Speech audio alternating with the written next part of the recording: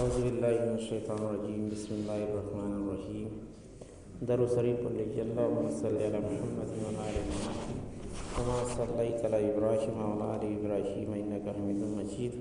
اللہم بارک علی محمد وعلی آل محمد کما بارکت علی ابراہیم وعلی آل ابراہیم انک حمید مجید۔ کتاب الاعتکاف، یہ 36واں لیسن ہے بخاری کا، یعنی اعتکاف کے مسائل کا بیان۔ رمضان کے آخری عشرے میں اعتکاف مسجد میں 10 دن گزارا جاتا ہے، اسے اعتکاف کہتے ہیں۔ اعتکاف کا مطلب ہوتا ہے کہ دنیا سے اپنے آپ کو کاٹ لینا، یعنی دنیا کے سب معاملات سے کٹ جانا، 10 دن صرف اللہ کے لیے عبادت کرنا، دنیا سے کوئی مطلب اسی کو اعتکاف کا یہ لفظی معنی ہے۔ دیکھیے، رمضان کے انتم عشرے میں اعتکاف کرنے کا بیان،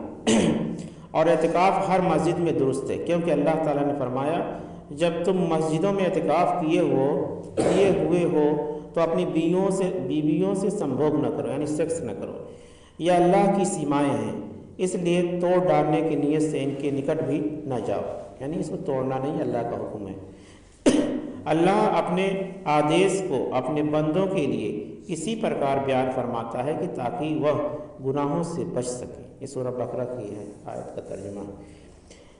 فائدہ، اعتکاف کے لیے مسجد کا ہونا ضروری ہے، اور خاص کر جامع مسجد، تاکہ جمعہ جماعت کے ادا کرنے میں آسانی ہے، یعنی اسی مسجد میں اعتکاف کریں کہ اس میں جامع مسجد ہو اور اس میں جمعہ بھی ہو جاتا ہے۔ جمعہ تو پڑے گا ہی، جب 10 دن کا اعتکاف ہوگا تو اس کو باہر نہ جانا پڑے دوسری مسجد میں۔ اگر مجبوری ہے، کوئی مسجد ہے ہی نہیں ہے، مطلب بڑی مسجد نہیں تو چھوٹی مسجد میں پھر نماز پڑھنے کے لیے جا سکتا ہے۔ اعتکاف میں بھی ہو تو جمعہ کی مسجد جس مسجد میں ہو رہی ہے اس میں جا سکتا ہے، اتنی اجازت ہے، مگر کوشش کرنا چاہیے کہ جس مسجد میں جمعہ ہو اس میں اعتکاف کرے۔ مولانا مبارک پوری رحمۃ اللہ نے اسی کو بہتر مانا ہے۔ رہا یہ مسئلہ کہ کیا روزہ بھی رہنا اور رمضان کا مہینہ بھی شرط ہے، تو اس کا بیان آگے آ رہا ہے۔ اب حدیث دیکھیے، عبداللہ بن عمر رضی اللہ عنہ روایت کرتے ہیں کہ نبی کریم صلی اللہ علیہ وسلم رمضان کے آخری عشرے میں اعتکاف فرماتے تھے۔ آخری عشرے میں سب لوگ جانتے بھی ہیں۔ دوسری حدیث ہے کہ عائشہ رضی اللہ عنہ بیان کرتی ہیں کہ نبی کریم صلی اللہ علیہ وسلم اپنی وفات تک رمضان کے آخری عشرے میں اعتکاف کرتے تھے، اور آپ کے بعد آپ کی بیویاں بھی کرتی رہیں، یعنی عورتیں بھی اعتکاف کر سکتی ہیں گھروں کے اندر۔ کیا چیز؟ گھروں کے اندر اپنا ایک الگ کمرہ بنا لیں اور اس میں اپنا رہیں، اور سب کام سے مطلب نہیں ہو 10 دن تک، اس میں صرف اللہ کی عبادت کرنا ہے اور اللہ ہی کا حمد و ثنا کرنا ہے، اس کی بڑائی بیان کرنی ہے۔ عائشہ رضی اللہ بیان کرتے ہیں کہ نبی کریم صلی اللہ علیہ وسلم، یہ تو ہو گئی۔ دوسری حدیث ابو سعید خدری رضی اللہ روایت کرتے ہیں کہ نبی کریم صلی اللہ علیہ وسلم رمضان کے دوسرے دہے میں اعتکاف فرماتے تھے۔ 1 سال آپ نے بیچ کے دہے میں اعتکاف کیا، اور 21ویں رات کی رات آئی جس کی صبح آپ کو اعتکاف سے باہر آ جاتے تھے، تو آپ نے فرمایا جس نے میرے ساتھ اعتکاف کیا وہ اب انتم یعنی آخری عشرے میں اعتکاف کرے، کیونکہ یہ رات مجھے خواب میں دکھائی گئی، پھر بلا دی گئی، اور میں نے یہ بھی دیکھا کہ اسی رات کو صبح کو میں کیچڑ میں سجدہ کر رہا ہوں، اس لیے تم لوگ بھی اس رات کو آخری عشرے کی طاق راتوں میں تلاش کرو۔ چنانچہ اسی رات بارش ہوئی، جس کی وجہ سے مسجد کی چھت جو کھجور سے بنی ہوئی تھی ٹپکنے لگی، اور خود میں نے اپنی آنکھوں سے دیکھا کہ 21ویں کی صبح کو آپ صلی اللہ علیہ وسلم کی پیشانی پر کیچڑ اور پانی لگا ہوا تھا۔ یعنی ایک مرتبہ آپ صلی اللہ علیہ وسلم جب حکم نہیں آیا تھا تو آپ بیچ والے عشرے میں اعتکاف کرتے تھے، مگر جب حکم نازل ہو گیا کہ آخری عشرے میں اعتکاف کیا جائے تو آپ نے اس کو چھوڑ دیا۔ اب وہ کوئی اس کو آدھار بنا کے، کبھی کبھی ہوتا ہے نا انسانی دماغ ہے، وہ بات کہتے ہیں لکھا تو ہے مگر آپ نے کیا ہے ضرور، مگر اس کو پھر ترک کر دیا، چھوڑ دیا جب حکم نازل ہو گیا صاف صاف۔ پیچھے حدیث گزر چکی ہے۔ اب تو اس کو کوئی کبھی کبھی ہوتا ہے نا جو اس طرح کے لوگ کٹ دلیلی بتلانے والے ہوتے ہیں، تو وہ اس میں سے نقطہ نکالتے تھے، جاننا ضروری ہے کہ آپ نے اس کو چھوڑ دیا ہے۔ حیض والی مہیلائیں اعتکاف میں بیٹھے مرد کے سر میں کنگھی کر سکتی ہیں۔ اب اس کا حکم دیکھیے، عائشہ رضی اللہ بیان کرتی ہیں کہ نبی کریم صلی اللہ علیہ وسلم اپنا سر مسجد سے اعتکاف کی حالت میں میری طرف حجرے میں کر دیتے، اور میں حیض کی حالت میں ہوتے ہوئے بھی کنگھا کر دیتی تھی، یعنی مسجد نبوی میں ہی آپ کا حجرہ ہوتا تھا، آپ کا گھر تھا، تب سٹے ہوئے تو مسجد میں سے ہی آپ، یعنی اس کا مطلب یہ ہے کہ کوئی حیض والی عورتیں ہیں تو ماہواری عورت ہے، وہ اپنے مرد کو اگر رمضان میں چھو دے تو وہ کوئی حرج کی بات نہیں ہے کیونکہ اور قوموں کے اندر جو ہے حیض یعنی ماسک والی عورتوں کو بڑا گندا مانا جاتا ہے، مگر اسلام کے اندر ایسی بات نہیں ہے، جتنا حکم بس اتنا ہی ہے اور اس کے آگے نہیں کہ کھانا نہیں پکا سکتی ہے تو کسی سے بات نہیں کر سکتی ہے، کسی کے بغل میں بیٹھ نہیں سکتی، ایسا کچھ نہیں ہے۔ اعتکاف میں بیٹھنے والا بلا ضرورت گھر نہ جائے۔ نبی کریم صلی اللہ علیہ وسلم کی پتنی عائشہ رضی اللہ عنہا بیان کرتی ہے کہ نبی کریم صلی اللہ علیہ وسلم اعتکاف کے دوران مسجد سے اپنا سر میری طرف کر دیتے اور میں اس میں کنگھا کر دیتی، اور آپ جب اعتکاف میں ہوتے تو بلا ضرورت گھر میں نہ آتے۔ فائدہ معلوم ہوا کہ مسجد میں پیشاب پاخانہ اتوا نہانے دھونے کے انتظام نہ ہو تو ضرورت پڑنے پر اپنے گھر میں داخل ہو سکتا ہے، اس مسئلے پر سبھی کا اتفاق ہے،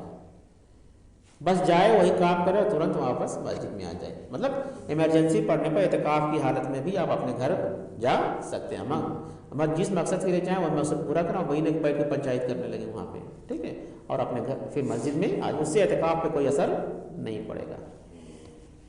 اعتکاف میں جیسے ابھی آپ نے پڑھا کہ نہانے دھونے تک مسجد اگر ہے تو سب کچھ کر سکتے ہیں، اور جیسے کہا جاتا ہے کہ 10 دن نہانا نہیں، ایسا کہیں نہیں ملتا ہے، اب پتہ نہیں کیسے لوگ بنا لیے ہیں، ہم کو بات خود نہیں سمجھ آتی، بھائی صفائی آدھا ایمان ہے، نصف ایمان ہے، اور جس کو نہانے کی عادت ہے مسجد میں انتظام تو نہائے گا نہیں تو کیا 10 دن تو مان لیں کہیں گرمی کے مہینے میں رمضان پڑے 10 دن میں تو حالت خراب ہو جائے گی نا اس کی، تو اللہ تعالیٰ کی طرف سے ایسا کوئی حکم نہیں ہے کہ آپ نہا نہیں سکتے اور یہ کنگھا نہیں سکتے، آپ زینت کے ساتھ مسجد میں بیٹھیے، نہا دھو کے خوشبو لگا کے، کپڑا ہم ڈیلی بدلیں، ٹھیک ہے، تو اس میں اب پتہ نہیں کیسے لوگ ہم نے پہلی بار سنے کہ نہا نہیں سکتے ہیں، مگر ایسا کہیں حکم مجھے نہیں ملتا ہے۔ اعتکاف کرنے والا سر اور بدن دھو سکتا ہے، دیکھیے حدیث آئے گی، عائشہ رضی اللہ عنہا روایت کرتی کہ میں حیض کی حالت میں ہوتی پھر بھی آپ مجھے اپنے بدن سے لگا لیتے تھے۔ دوسری حدیث، اور اعتکاف میں ہونے کے باوجود آپ اپنا سر مسجد سے باہر کر دیتے اور میں اسے دھو دیتی جبکہ میں حیض سے ہوتی۔ فائدہ معلوم ہوا کہ اس حالت میں سر اور بدن وغیرہ دھونا جائز ہے، اور اگر رات میں غسل کرنے کی ضرورت پڑ جائے تو ضروری ہے، نہانے سے اعتکاف نہیں ٹوٹے گا اور نہ ہی حیض کی حالت میں بدن چھونے سے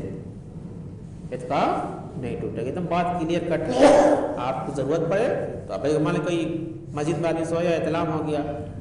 ناپاکی ہو گئی تو آدمی نہائے گا نہیں تو پھر کیسے کیا کرے گا، تو ایسا اللہ کی طرف سے کوئی حکم نہیں ہے۔ کیول ایک رات کے لیے اعتکاف کرنے کا بیان، کبھی کبھی لوگ یہ مسئلہ پوچھتے ہیں۔ عبداللہ بن عمر رضی اللہ عنہ روایت کرتے ہیں کہ میرے پتا عمر رضی اللہ نے ایک مرتبہ نبی کریم صلی اللہ علیہ وسلم سے مسئلہ پوچھا کہ میں نے جاہلیت کے زمانے میں نذر مانی تھی کہ ایک رات کے لیے مسجد حرام میں اعتکاف کروں گا، آپ نے فرمایا اپنی نذر پوری کرو۔ فائدہ جو نذر اللہ کے لیے مانی جائے اور اسے پوری کرنے میں کٹھنائیاں نہ ہو تو اسے اوشیہ پورا کرنا چاہیے، اور اعتکاف بھی اس میں داخل ہے، اور جس کا پورا کرنا اسمبھو ہو وہ باطل ہے، یعنی ایسے نظر نہ مانے کہ ہم اس کو پورا ہی نہ کر سکیں، ایسے مانے تو وہ جائز ہے، اور اللہ کے لیے نظر مانے اور کسی کے لیے دوسرے کے لیے نہیں، جیسے ہم 20 رکعت نفل نماز پڑھ لیں گے یہ ہمارا ہو جائے کام، چاہے اتنا روزہ رکھ لیں گے، اعتکاف کریں گے مسجد میں ایک دن اعتکاف کر لیں گے تو یہ جائز ہے۔ جیسے آپ نے جس کا پورا کرنا اسمبھو ہو وہ باطل ہے، یعنی غلط ہے، جیسے آپ نے اس حاجی کی نظر باطل قرار دی جس نے پیدل چل کر حج کرنے کی منت مانی تھی، کسی نے جو ہے پیدل چل کر حج کرنے کی منت مانی تھی۔ اس حدیث سے ایک اہم مسئلہ یہ بھی معلوم ہے کہ اعتکاف کے لیے رمضان کا مہینہ ہونا اتوا روزے سے ہونا شرط نہیں ہے، یعنی اگر کسی نے نظر مانی ہے کہ ہم اعتکاف کریں گے آ کے بیٹھ جائے، ایک دن کا مانگیں 2 دن کا مانگیں اپنا جیسے، مگر جو 10 دن والا اعتکاف ہوتا ہے تو رمضان ہی میں ہوتا ہے جو فرض کفایہ ہے۔ مہیلاؤں کے لیے اعتکاف کرنے کا بیان، عائشہ رضی اللہ عنہا بیان کرتی ہیں کہ نبی کریم صلی اللہ علیہ وسلم رمضان کے آخری عشر میں اعتکاف فرماتے تھے، میں آپ کے لیے مسجد میں ایک خیمہ لگا دیتی اور آپ فجر کی نماز کے بعد اس میں چلے جاتے، پھر حفصہ رضی اللہ نے بھی اعتکاف کے لیے عائشہ رضی اللہ سے خیمہ کھڑا کرنے کی اجازت مانگی تو انہوں نے دے دی، یعنی دوسری بیوی نے۔ چنانچہ حفصہ نے بھی ایک خیمہ کھڑا کر دیا، اور جب زینب رضی اللہ نے دیکھا تو انہوں نے بھی اپنے لیے ایک خیمہ کھڑا کر دیا۔ صبح کو نبی کریم صلی اللہ علیہ وسلم نے جب کئی خیمے دیکھے تو فرمایا یہ سب کیا ہے؟ آپ کو جب بتایا گیا کہ تو فرمایا کیا تم ان میں نیکی سمجھتی ہو؟ چنانچہ آپ نے اس ماہ میں اعتکاف چھوڑ دیا اور شوال کے مہینے میں 10 دن کا اعتکاف کیا۔ یعنی سب لوگ جو ہے آ کے سب لوگ کہیں ہم لوگ بھی کریں گے تو آپ نے چھوڑ ہی دیا، پھر دوسرے مہینے میں شوال کے مہینے میں اعتکاف کیا۔ فائدہ، اس حدیث سے بہت سے مسئلے معلوم ہیں۔ پہلا، پتنی اپنے پتی سے اجازت انومتی لیے بغیر اعتکاف نہ کرے، اگر اس کا پتی اس کو اجازت دے دیتا ہے تو اعتکاف کرے۔ دوسرا، ورنہ پتی کا وہ حق ہے کہ وہ اعتکاف کو ختم کروا دے۔ تیسرا، اعتکاف کے لیے مسجد میں خیمہ لگانا درست ہے۔ چوتھا، رمضان کے علاوہ مہینوں میں بھی اعتکاف کیا جا سکتا ہے۔ پانچواں، اعتکاف کے لیے خیمہ بھی شرط نہیں ہے، مہیلاؤں کے لیے بہتر ہے کہ مسجد میں اعتکاف نہ کرے۔ میں نے پہلے ہی بتا دیا ہے، کیونکہ ان کے الگ مسئلے ہوتے ہیں، تو وہ اپنے گھر کے اندر ایک حجرہ بنا لے۔ خیمہ کا مطلب ایک اپنا الگ ٹھکانہ بنا لے جس میں پردہ کر لیں کونا میں، اس میں کوئی دوسرے کا آنا جانا نہ ہو، پردہ کر لیں، اور اس میں روزہ نماز اپنا جو بھی کریں۔ صرف یہ اعتکاف کا مطلب ہے کہ دنیا سے کٹ کر صرف اللہ سے جڑ جانا، اور اللہ کی حمد و ثنا کرنا، بڑائی کرنا، تعریف کرنا، نماز پڑھنا، نفل پڑھنا، تہجد پڑھنا، مطلب 10 دن تک دنیا سے کوئی لینا دینا نہیں ہو، اسی کا نام اعتکاف ہے۔ تو انشاءاللہ اور جو باقی حدیثیں انشاءاللہ کل بیان ہوں گی، اسی میں اللہ تعالیٰ سے دعا ہے کہ ہم لوگوں کو اعتکاف کرنے کی توفیق عطا فرمائے، آمین۔ سبحان اللہ وبحمدہ، سبحان اللہ وبحمدہ، نشہد ان لا الہ الا اللہ، نستغفرک ونتوب الیک۔ سبحان ربک رب العزۃ عما یصفون، وسلام علی المرسلین، والحمد للہ رب العالمین۔